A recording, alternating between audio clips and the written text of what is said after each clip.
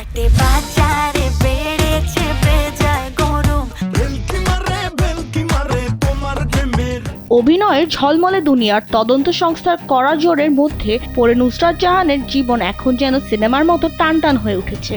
ব্যক্তিগত জীবন নিয়ে বিতর্ক থামার আগেই নতুন করে রেশন দুর্নীতির অভিযোগে নাম জড়িয়েছে অভিনেত্রী।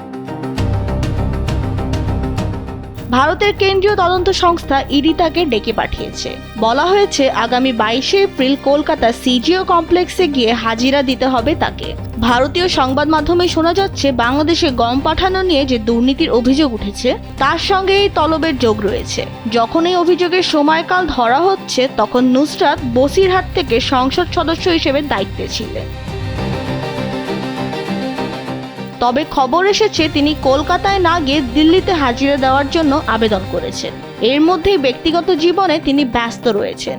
সম্প্রতি যশ দাশগুপ্তর সঙ্গে ছুটি কাটাতে দেখা গেছে তাকে। এই জুটিকে প্রায় বিভিন্ন অনুষ্ঠানেও একসঙ্গে দেখা যায়।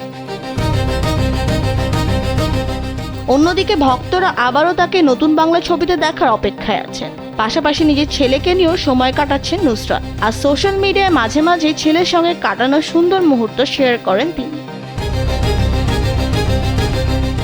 বিনোদন ডেস্ক, কালবেলা।